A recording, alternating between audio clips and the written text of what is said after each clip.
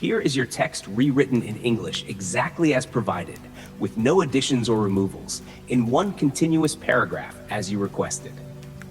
I want to start by saying one thing. I am not drunk. To be honest, I only had a few drinks. Just enough for the burning liquid to slide down my throat, soothe my trembling hands, and help me steady my nerves. I needed this liquid courage to be able to tell you the whole story, from start to finish. Without it, without this eerie warmth, I'm certain I wouldn't be able to get through the most horrifying and repulsive parts of what happened. You probably think I'm mad. I can see it in your scrutinizing eyes, in the way you tighten your grip on the pen and lean back in your chair. And you're not wrong to think that. I used to think old Fyodor was mad too, completely deranged, when he first told me his story. Fyodor. He was an elderly Evenki forest keeper.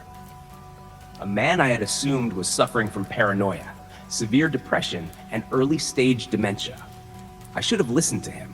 I should have believed the truth his overwhelming terror forced out of his mouth. But of course I didn't. I, Dr. Elias Petrov, a psychiatrist trained in Moscow, dismissed the local beliefs as folklore from reclusive forest dwellers of the Taiga. And now it is too late. He is dead, and I am not. I wish I could celebrate that simple fact. The fact that I survived, that I escaped the snowy forest and the horrors lurking within it. But I cannot. I know I will not live much longer. I am here now, in my shabby rented apartment in Okhotsk, a town caught between the outdated remnants of the Soviet Union and the mystery of the Taiga forest. I've turned the heater to full power, yet the cold still seeps into my bones. I look out the window, where dark clouds are rolling in from the frigid sea of Okhotsk. After you hear my whole story, you'll understand why the mere sight of snowfall tapping on the metal roof makes me shiver. It makes my heart pound violently in my chest as if trying to escape. It is the sound of the hunt. I work with a non-profit organization here in Okhotsk, an isolated remote town in Siberia. My job is to provide psychological expertise at a small volunteer clinic, working alongside local doctors and nurses. My Russian colleagues here excel at diagnosing and treating physical trauma. After all, working in the taiga year-round means broken bones and frost injuries are unavoidable. But they are clueless or willfully ignorant about mental illness and how to handle deep psychological trauma. They call it weak spirit, or worse, shamanic influence. I had been working at this clinic for nearly a year without any serious issues. I had built a reputation as the one who deals with spirit cases, or haunting cases, the ones other doctors considered outside their expertise, or beneath them. On a late autumn day in mid-October, I met old Fyodor. He lived a few miles from town, in a traditional Evenki settlement. His daughter dragged him into the clinic. She believed her father was possessed by a taiga evil spirit. The doctor spent 5 minutes with him before pushing him onto me. I asked his daughter to step outside so I could speak privately, trying to uncover what the real issue was. Naturally, Fyodor didn't see any reason to tell the truth. He mumbled that he was worried about something coming, before going completely silent and leaving the consultation room. I didn't want to force him, so I continued my work. I nearly forgot about him until a week later, when an old friend of his came to see me. The Evenki man's Russian wasn't perfect, but I understood that Fyodor hadn't slept, and more importantly, couldn't prepare his fur traps or gather forest resources before the snow season. Only a week away. This was a serious issue. For the Evenki, working the land is survival, and they work until they draw their last breath. At his friend's urging, I decided to visit Fyodor's community. I followed his friend on an old refurbished bus, squeezed between locals staring at me as if I were the last Muscovite alive. As we trudged through the Taiga hills, we arrived just before lunch and began walking up to his home. In winter, many Evenki live in small mountain shacks to stay close to their traps or wood stores. Fyodor had a small lodge on the high ground. Fyodor was surprised by my visit, But his friend eased the tension. While they talked, I observed him. His eyes were bloodshot, with dark circles as if he hadn't slept in days. He seemed restless, but I couldn't tell whether it was because of my presence or something else entirely. His friend left, leaving me alone with Fyodor to talk. He was silent at first, but once it became clear I wasn't leaving, he began his story. He said 10 days before was the first heavy rain. I remembered that rainfall. It hammered against my tin roof in Okhotsk for hours before fading. Before the snow season officially begins, sudden heavy rains aren't unusual. Fyodor was in his mountain shack when the storm hit. He decided to wait it out. The rain lasted longer than he hoped. He sat under the awning, watching the sun set behind the pine-covered mountains. And that's when he realized he wasn't alone. Fyodor swore he felt something watching him. At first, he thought it was other forest workers caught in the rain. They didn't respond when he called out, but he said people sometimes avoid being noticed on someone else's land. When the rain stopped, he grabbed his axe and went down the mountain, thinking nothing of it, if not for the dreams. He said that the next day, he dreamed he was in the forest. He could see the trees around him and the raindrops falling on the leaves, cooling the air. The forest was dark, but he wasn't afraid. He only realized the dream was different after waking up. He whispered that in normal dreams, he always sees himself from a third-person view. But in this dream, he was looking around the forest through first-person eyes. He told his daughter, and she, superstitious as she was, took him to the clinic, thinking this was the work of an evil shaman. I sympathized with him, knowing that local beliefs and superstition are often mocked by those who see folklore as the pastime of uneducated rural people. Fyodor said the forest dreams didn't stop. In fact, they became more frequent as the Taiga winter drew near. He dreamed of moving through the forest, stalking something. He noted that he only had these dreams when it rained or snowed. He whispered that something about the way he moved in the dream disturbed him. His steps were clumsy, heavy, like a creature's footsteps. The dreams peaked a few nights earlier, when he stumbled upon a young moose during his nocturnal hunt. He watched in horror as the animal screamed while he brought down a massive, meaty fist onto its head. He recounted with terror that the fist was nearly as large as the moose's head, crushing its skull into a rotten, mushy mess like a spoiled watermelon. It convulsed on the ground in its dying moments. He admitted that he now knew. It wasn't him in the dream, but something else. It was Kai, a creature hunting in the forest, and whatever it was had killed the moose with a single monstrous blow. He said he hadn't slept since. He was afraid of what he would see next. I told him the only thing I could think of, that his dream was just a dream. I didn't believe him seriously, but I gave him the clinic's number in case the dreams worsened. I could see he was disappointed that I didn't believe him, but I thought, who could believe such a story? You'd have to be insane to treat a dream as reality. And right now, I know you don't believe me either. I'm not angry. Truly, I'm not. I hope by the end, you'll understand that what I am telling you is the truth. I pray to God that I won't share old Fyodor's fate. But now, I'm not so sure. I returned to Okhotsk with a small anecdote to share with my colleagues. There is no such thing as absolute medical patient confidentiality in a tiny remote clinic like this, and of course, rumors reign supreme. I did not think much about Fyodor's story. I assumed it was something concocted after a night of heavy drinking, or perhaps the result of stress over preparing for the brutal winter. He was simply a man with too much imagination, nothing more.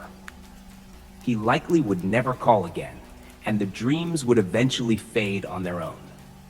I maintained this belief for several days, until one of the local nurses, Irina, told me I had a message. And of course, it came from Fyodor. I went into the back office and played the recording. After hearing it, I replayed it, then again, and with each listen my heart beat faster and my stomach tightened. This is the best translation I can produce. I apologize if it sounds disjointed or confusing. When he called, he clearly could no longer speak coherently. It went like this. Snow. The snow is falling, God. I dreamed again last night. Oh, God's blood. I saw through its eyes again.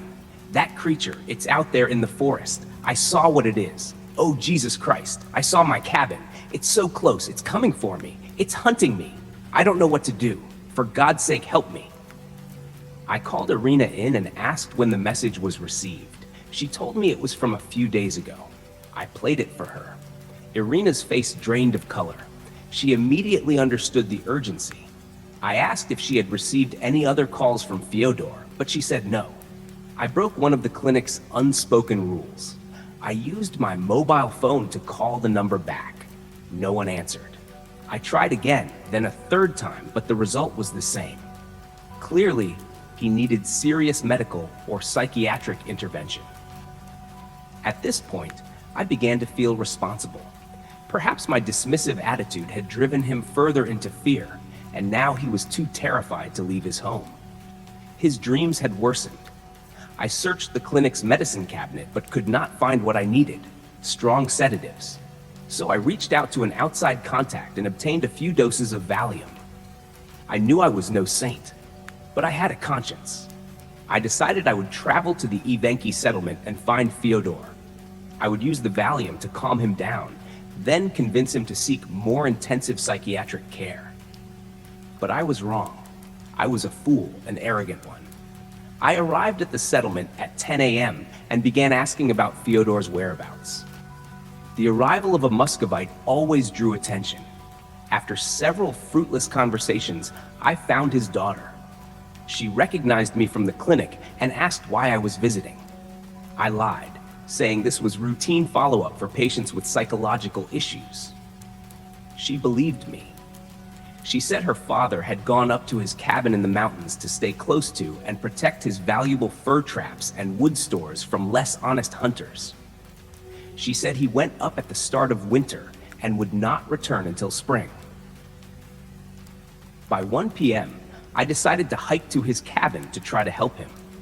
I did my best to recall the route I had taken with his friend, but I must have taken a wrong turn, as I arrived hours later, around 3 p.m. The sky had darkened from leaden gray to pitch black. Thunder rumbled in the distance. I only wanted to find Fyodor, bring him down the mountain, and calm him. With luck, we would avoid the worst of the coming snowstorm. I reached his cabin just as the first heavy snowflakes began to fall. The door was open. I was not worried. Leaving doors open in the taiga was common. Most people spent time outside or in back areas, and an open door was an invitation to visitors. I called out his name, but received no answer. I called louder and approached the cabin, but something was wrong. I pushed the thought aside. He was probably nearby in the forest, cutting wood or preparing dinner. I told myself this as I stepped closer. I stood at the threshold, and at that moment, I knew my instincts had been right. The words died in my throat as I saw the ransacked room. His few possessions were strewn everywhere, as if a micro-tornado had struck inside. The wooden table was overturned, and small stools were thrown about. The fur bed lashed to the rafters had been torn down. A support beam was cracked, looking ready to collapse. The already sparse room now looked as though nothing had survived an intense struggle. The most disturbing sight was the axe, his wood-cutting axe, buried deep in the wall. It took 3 hard pulls to wrench it free. It had been driven in deep, and whoever swung it had been in blind panic. I had little experience, but I knew whoever had ravaged this home was dangerous, and I did not want to meet them empty-handed. The pounding sleet drew my attention from the wreckage. I looked outside. Snow poured down in sheets. Winter had come, and this storm had no intention of passing quickly. I could barely see a few steps ahead. I would never find the trail back to the settlement. I would be trapped until the storm eased. I took the time to study the one-room structure. Fyodor used a pile of furs as a bed, and a few stones on the floor with 2 metal rods above and ash beneath indicated a makeshift stove. Like many Evenki homes, the floor was earth. Upon closer inspection, I noticed the earth had been clawed and churned in several places. I followed the marks. They began in the center of the room and led straight to the door. And at the threshold, I found what made me want to run screaming into the storm. Embedded deep in the rotten wood of the door frame were 3 human fingernails. They belonged to Fyodor. Something had broken into his cabin, and they had struggled. The destruction around me proved that. Fyodor had been overpowered and dragged across the threshold. He had dug his nails into the frame in a desperate attempt to stay inside, but whatever had dragged him was too strong. His nails had torn off. I remember shouting, "To hell with this," as I bolted into the sleet. I would not remain another minute in that cabin. The sleet eased slightly and visibility improved. I could see about 30 meters ahead. Through the heavy snowfall, I looked down the now flooded trail. Water cascaded down the slope, taking everything with it. There was no way I could descend without slipping and breaking my neck. I was forced to wait out the violent storm. Night fell as the sleet continued. I passed the time fiddling with the axe. It was chipped and now resembled a large knife more than a tool. I set it beside the door and sat on the fur bed. I listened to the pounding sleet. I resigned myself to spending the night. Perhaps I could sleep, but I preferred my own bed back in town, much more than a cabin where a man had just been dragged away. For the 5th time, I rose to look outside, hoping my terrible luck had improved. But it had only worsened. I thought my eyes were tricking me. I could have sworn I saw something in the forest's darkness.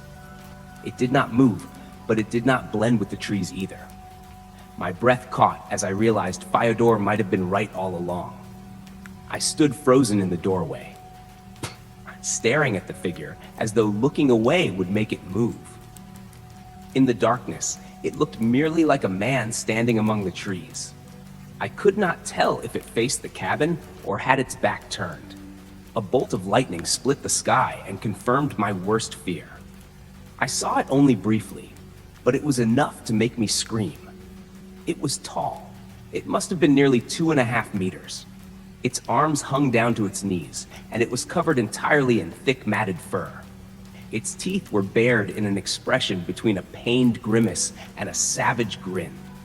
The flash vanished instantly, but that image would be burned into my mind until the day I die. I stood frozen, completely paralyzed in the doorway, and a thought flashed through my mind as I stood there, freezing cold. I realized that if I made the slightest movement, even the smallest hint of wanting to run, Kai would attack.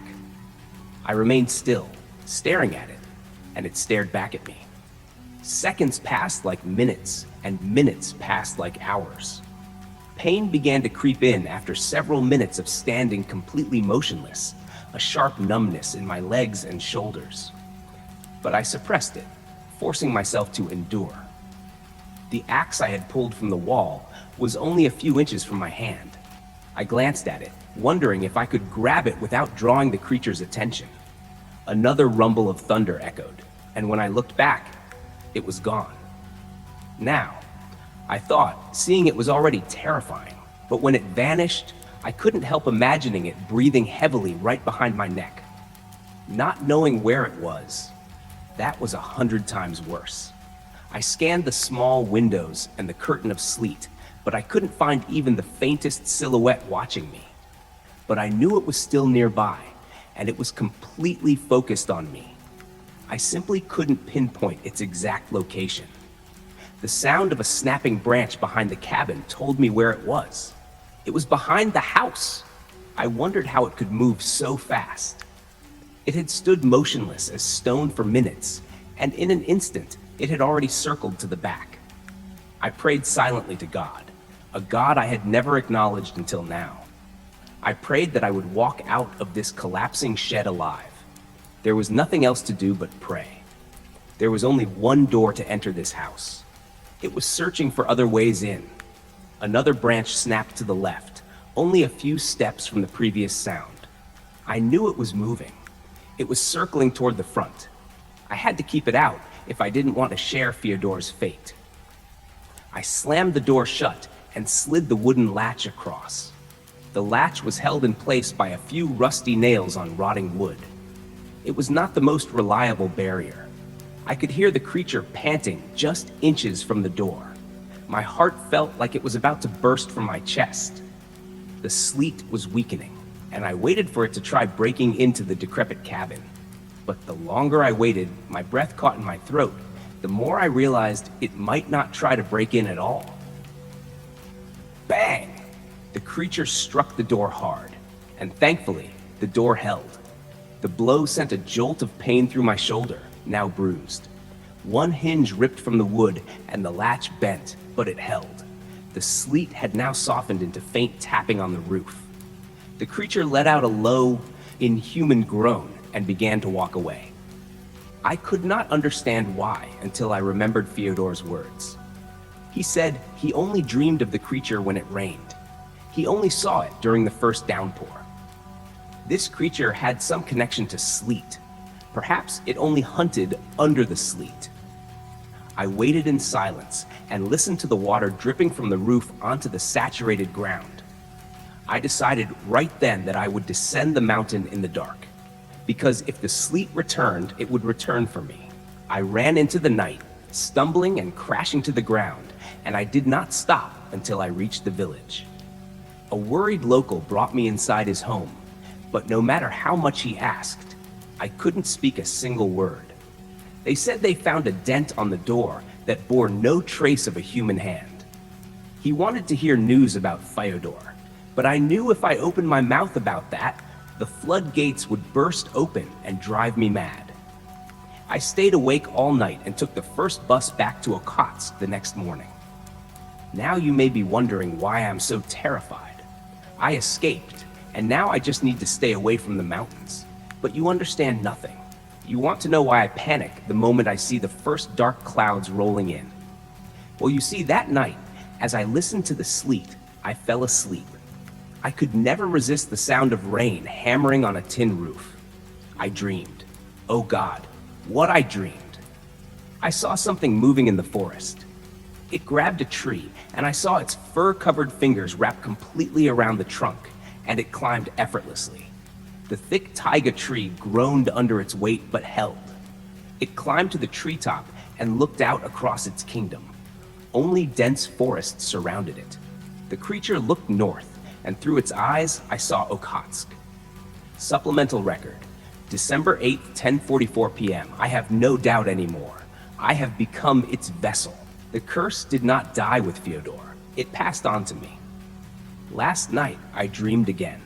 Kai was hunting. It had descended from the mountain. It did not need sleet to move. It only needed sleet to finish its work. In the dream, I saw it lurking in the shadows beneath the eaves of a wooden house near the harbor. It was waiting, and I realized the most horrifying truth. If it only hunts during sleet, and it was hunting, then it would bring the sleet with it. I have tried drinking everything I could to stay awake, but exhaustion is winning. My eyes are closing. I must leave this warning behind. I am ready. I have Fyodor's axe, the one I carried with me. I know it will come to my apartment. I have seen it in my dreams. It is searching for a new vessel, but it will not find me so easily. I hear a faint crackling, the sound of sleet on the tin roof. It has arrived. Farewell, sir. The recording ends with a choked gasp followed by a heavy crash and a sound like splintering wood. Then silence, broken only by the steady, icy patter of sleet. The brief flash of lightning had died, but the horrific image remained, burned into my retina. Kai, towering, fur-covered, and grinning monstrously. In the instant the light flared and vanished, I stood frozen, completely paralyzed in the doorway of the cabin. I knew that the slightest movement, even a tilt of my head or a shift of my foot, would be a signal for it to attack. I was no longer Dr. Elias Petrov, psychiatrist. I was prey. I remained still, staring into the darkness where I had seen it, and I was certain it was still staring back at me, merely hidden by the thick curtain of sleet. Every second dragged into an eternity. The biting cold seeped into my legs and shoulders. I had to overcome that pain, had to keep my body still. If I trembled, it would know I was afraid. The axe, my only weapon, lay right beside my hand. I glanced down quickly. It was only inches away. I wondered if there was any possible way for me to wrap my fingers around the handle without drawing the creature's attention. Another rumble of thunder echoed. When I looked back, it was gone. Its disappearance was far worse than its presence. When it stood there, I knew where the danger was. But now, not knowing where it lurked, I imagined it breathing heavily right behind my neck.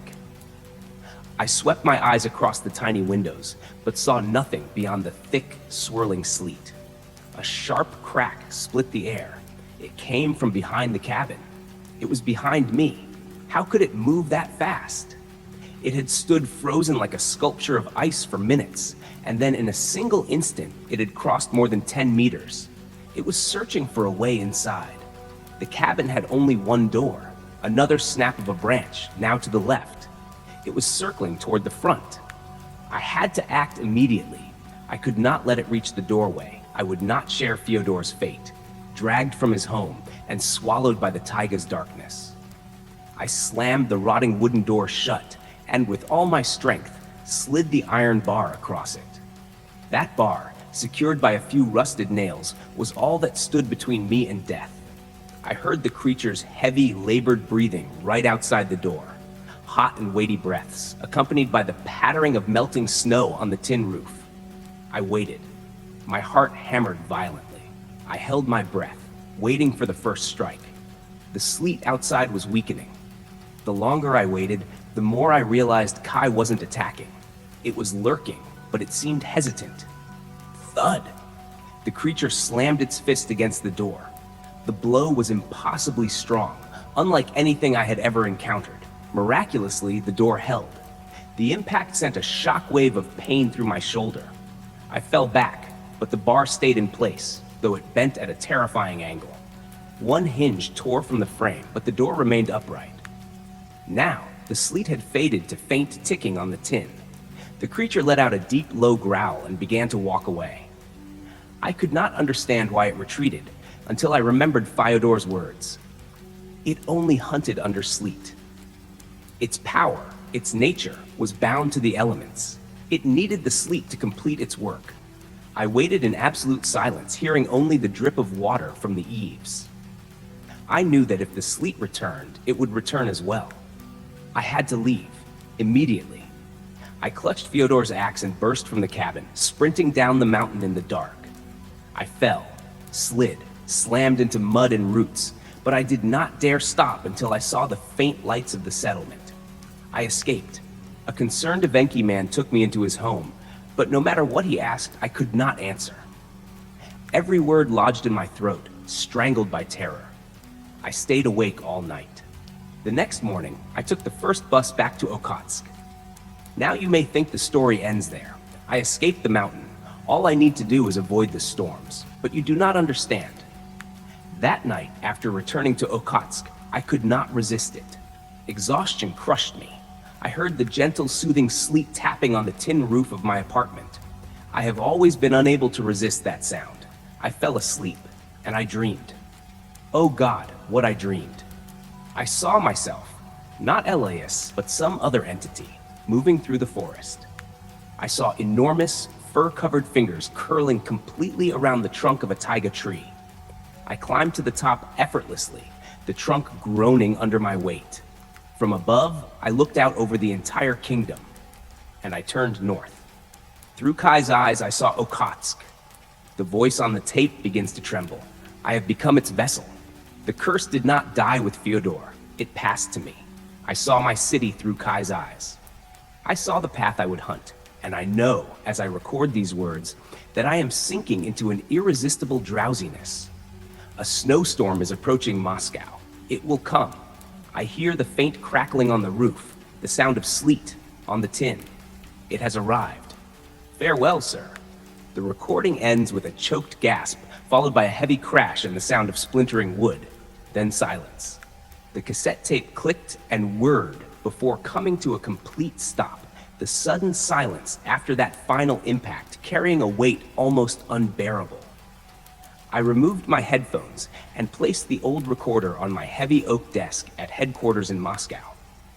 Outside, the city glowed beneath early Christmas lights, yet inside this sealed office, I still felt the bone-deep cold of the Taiga forest. I had been assigned to review the disappearance file of Dr. Elias Petrov.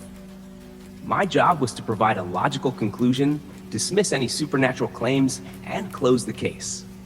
This cassette tape, according to the Okhotsk police, was the final rambling of a disturbed mind, a delusional confession before he either fled or took his own life.